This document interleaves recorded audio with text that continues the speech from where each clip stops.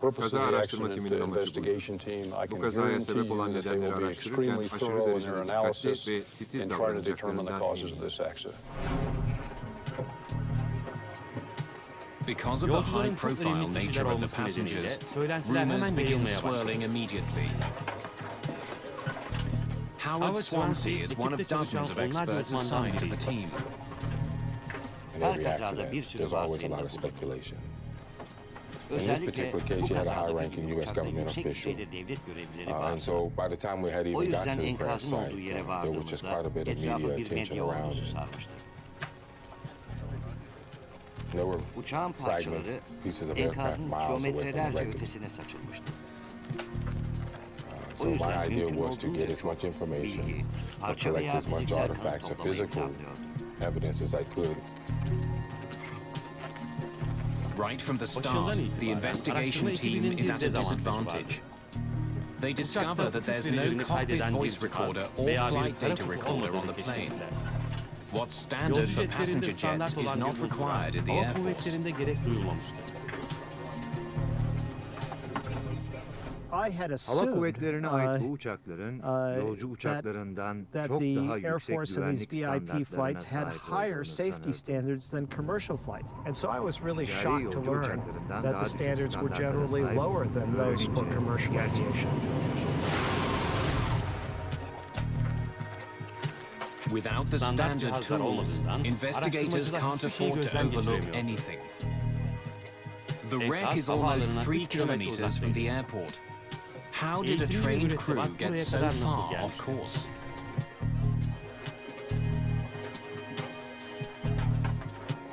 As Swansea examines the wreckage, Nelson Spornheimer is brought in to look at other evidence.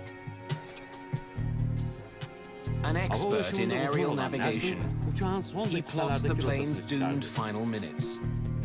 To trace the last moments of the flight, he turns to the sky and the US Air Force radar plane which had been patrolling the region. Burası Magic 51. Onaylanan sahanın dışına çıkıyorsunuz. Rotanızı değiştirin. Onaylanan koridora dönüyoruz, tamam.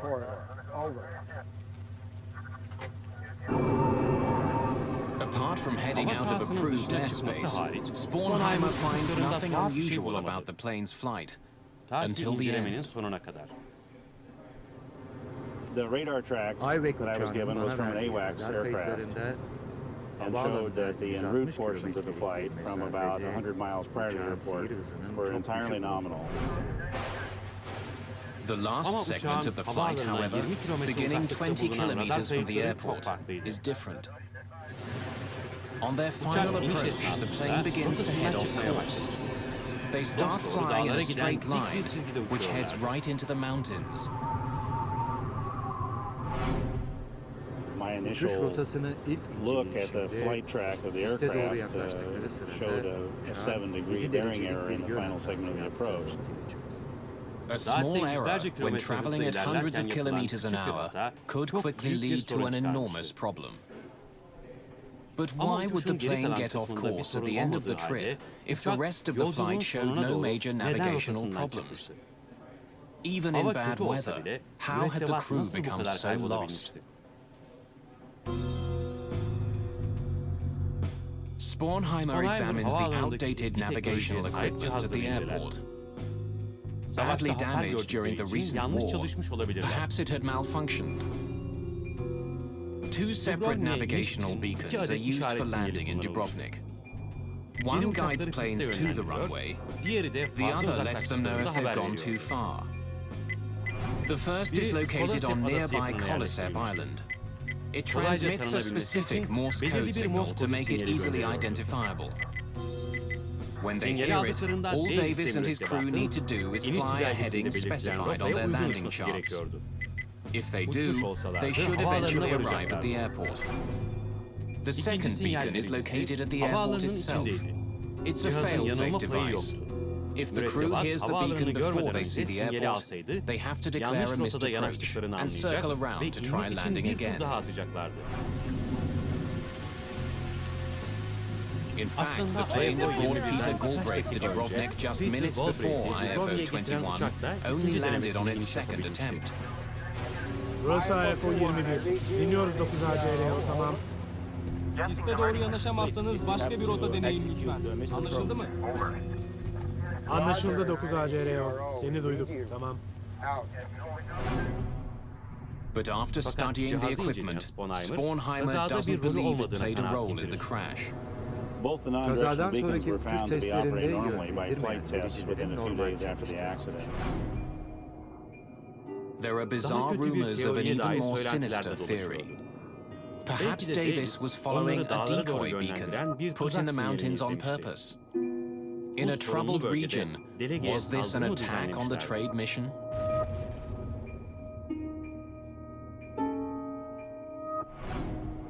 To get a signal that's strong enough to be heard, you have to have a very large ground system, which is difficult to establish in rocky, sandy soil. So it would be very expensive and very time-consuming to set up an NDB in the mountains. Such an elaborate scheme would be nearly impossible to pull off. No evidence is ever found of a decoy beacon. The investigation continues.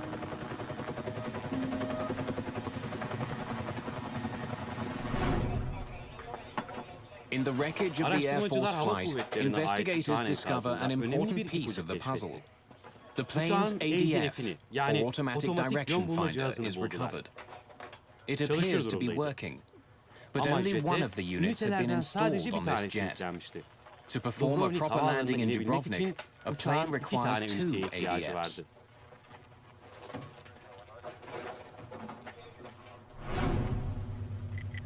The device listens to the signals put out by the land-based beacons, but it can only listen to one at a time. Hala geçemedik. KLP'ye dönüyorum. Flying with one ADF, the crew can listen to either the beacon which is telling them how to get to the airport, or the beacon which is telling them they've gone too far. They can't do both at the same time. That would have required 2 ADF receivers in the aircraft. Kaza yapan The uçakta accident sadece aircraft bir had tane only vardı. one. And only Sadece having bir one pilot ADF olması iniş restricted their rotasını ability doğru to bir follow the biçimde approach izlemelerini accurately. engelledi. Sinyali aldım. Hala geçemedik. KLP'ye dönüyorum. By quickly tuning back and forth between the two beacons, the crew can use one ADF to listen to 2 signals. But it would have added stress to an already difficult landing. And it's another surprise. The Air Force jet wasn't adequately equipped to land at this airport. İniş Talking in a yapmaları very için short time gereken süre span çok of kısa. making the approach, Bir it's going yandan to become rotayı rather ve difficult iniş güzergahını in takip trying to etmek, dial both bir to yandan keep da listening to iki the sinyali code birden alabilmek if you're also için trying to dinlemek search for your işi çok course and zorlaştırır. heading. As he continues to study the path that IFO 21 took, Nelson Spornheimer focuses on an S-shaped curve in the plane's flight. It's the sort of path a plane would take when looking for a signal from a non-directional beacon. But just when the crew should be looking for the beacon signal, the S-turns disappear. About 2 or 3 miles inside the final approach fix, for the next 7 or 8, 9 miles, the flight track is perfectly straight. Instead of trusting the navigational system that was in place, even though it was primitive, the crew suddenly seems to give up. And Spornheimer thinks he knows why. Fighting heavy rain and hampered by a single direction finder, Spornheimer believes the crew resorted to another, even older piece of technology to find the runway, something called INS, or Inertial Navigation System. An INS system uses gyroscopes to maintain awareness of how much the airplane turns and banks. After entering a specific geographical position at the beginning of a flight, an inertial navigation system tracks all the turns a plane makes. It's a self-contained system on the aircraft. But there is a potentially enormous problem. If the gyroscopes don't perfectly calculate every single maneuver of the plane, a pilot can be off course.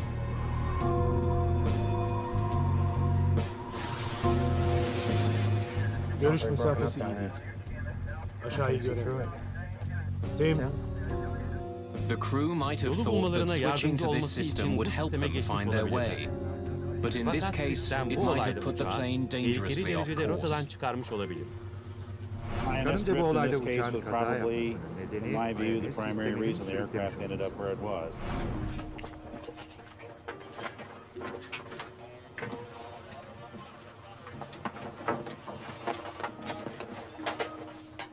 Araştırmacı Investigator Howard Howard Swansea, Swansea examines mürettebatın the iniş Jepson approach esnasında chart the kullandığı crew was using Jefferson as they iniş attempted to çizelgesini land. inceler. Hampered by Görüş poor mesafesi dar visibility olduğu and ve relying on the ataletli inertial seyrüsefer navigation sistemi system, kullandıkları their için charts would have been çizelgeleri a önemli key bir ipucu aid. sağlayabilir. But Ama when daha he takes a yakından closer look at it, incelendiğinde he tuhaf bir notices şey something fark eder. peculiar. A Önemli key bir veri figure, olan the minimum minimum descent iniş irtifası altitude, net değil. isn't accurate. Minimum The iniş minimum descent irtifası, altitude is the pilotların height where havaalanını pilots görmeye must be başladığı able to yükseklik. see the airport. O If you yükseklikten can't see it at göremediği that height, takdirde you have inişi to abort the durdurmaları landing. gerekir. Each Her country ülke bu has the prosedürleri responsibility geliştirmek of ve bilgilerini developing these yayınlamakla procedures and yükümlüdür. then publishing Böylece kendi information so mürettebatının yanı that sıra other diğer nationalities as milletlerinkiler de well bu as their own air prosedürlere crews bağlı can fly uçabilir. those approach procedures. Swansea discovers that the minimum descent altitude on the chart doesn't meet American aviation standards. Given the Dağlık bir mountainous alan olduğu terrain, it should have düşünüldüğünde been more than 850 metreden 2,800 yüksek feet. olması gerekir. But the Ama chart the crew was mürettebatın using kullandığı said it was çizelge just over 640 metrenin 2,100 üzerinde feet. olduğunu gösteriyor. It means that the crew could have flown almost 700 feet lower than experts in the US thought was safe without having to abort the landing. Combined with the other problems the crew was dealing with, the non-standard chart sealed their fate. Struggling to find the airport, they were straining to see through the clouds, assuming they were still safely above the mountains. yukarı çek! Yukarı çek!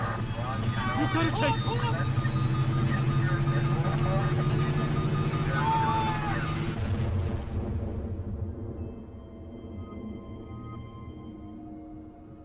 But why wasn't an Air Force jet properly equipped İniş to için land in gereken Dubrovnik? donanımlar neden yoktu?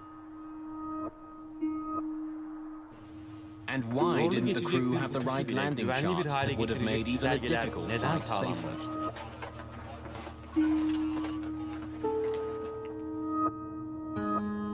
The Bu answers are soruların found at an yanıtı, American içlerinde military hükümet base in havacılarında Germany, görev yaptığı with some of Almanya'daki the most Amerikan hava senior üssünde members bulundu. of the Air Force.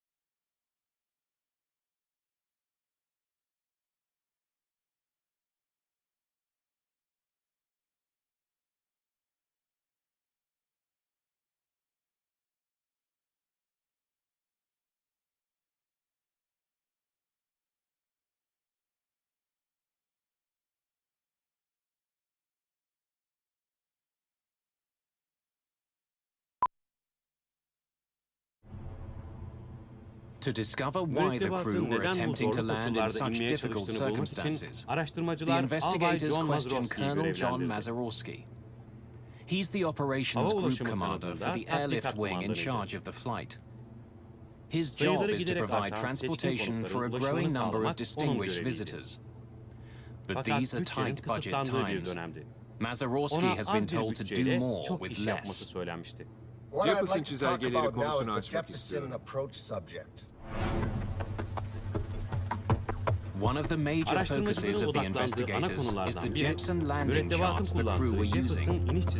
The charts, drawn up for most major airports, give crews a vast amount of information, including what to do in the case of a missed approach. But investigator Howard Swansea has already found that these charts were not up to US standards.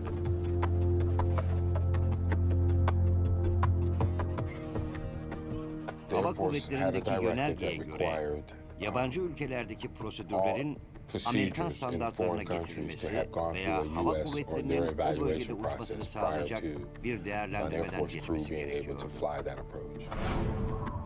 Landing at the Dubrovnik airport had not been approved. The jets and landing charts that did exist for the airport had not been reviewed. It's the reason that Howard Swansea found a difference between what the charts said and what was considered safe by the Defense Department.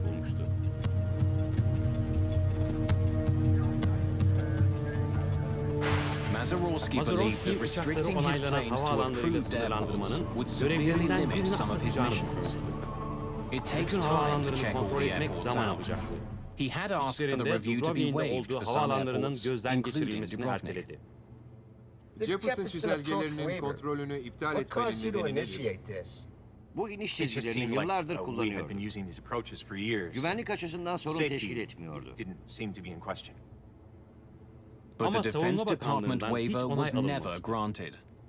The approach for Dubrovnik was never approved. Yet even without the safety clearance, the Air Force continued to land there. Burası AFO 21, irtifa 100. Burası Dubrovnik Kule, iyi günler. The airport in Dubrovnik was far below modern standards. The charts used to land there hadn't been checked by the Department of Defense. Nevertheless, senior Air Force officials had decided to permit landing at Dubrovnik and other airports they were flying into. Hiçbiri yakın dönemde onaylanmamış mıydı? Bilgim dahilinde hayır efendim. Hayır.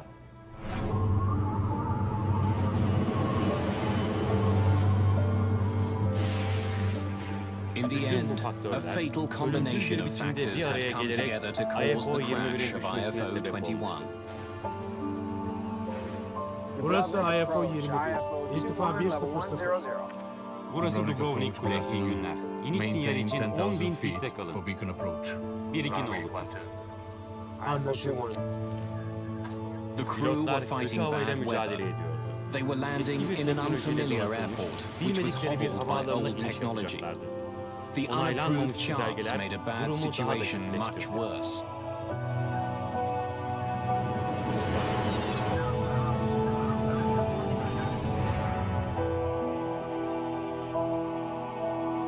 After an investigation involving nearly 150 interviews, the final report on the crash of IFO 21 exceeds 7,000 pages.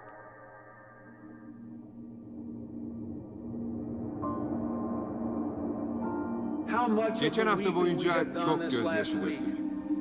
Çünkü o uçakta drone'la birlikte pek çok parlak genç insan da vardı.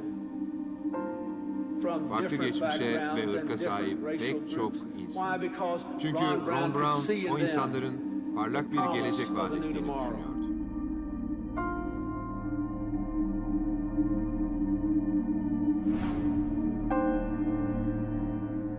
The results of the investigation fault several individuals and institutions.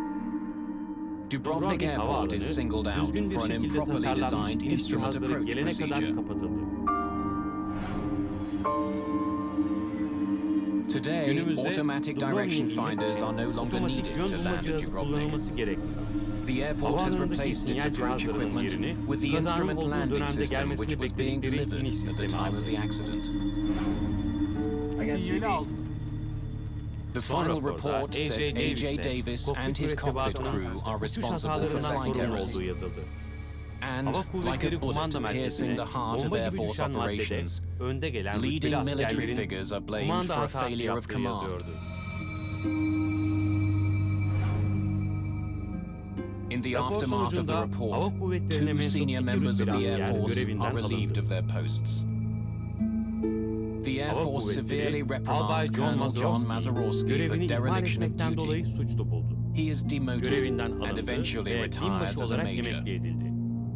13 Kazada other oynadıkları officers rol are also gerekçesiyle singled out 13 for their asker daha roles in görevinden connection alındı. with the crash. The Air Hava Force also kuvvetlerinin changed the çalışma way it biçiminde did de business. değişiklikler oldu. All military Askeri aircraft were uçaklara ordered to carry verileri flight data kaydeden bir recorders cihaz and ve cockpit kara voice kutu recorders. bulundurulması zorunluluğu getirildi. No aircraft is Hiçbir allowed to uçağın fly into an Savunma airport Bakanlığı'nın without approval onaylamadığı from the havaalanlarına Department of inmesine Defense, izin verilmiyor. not even for Hatta üst high-ranking düzey diplomats. yetkilileri taşıyor olsa bile. Burası IFO-21. Sınır içindeyiz efendim. İlerliyoruz. Anlaşıldı IFO-21. İniş sinyaline hazır olun. Pist ıslak. Anlaşıldı.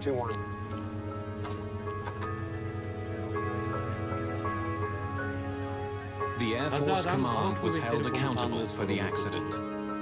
But it's the pilots, the crew and the passengers of IFO-21 who paid the ultimate price for oversights made by the 86th Airlift Command.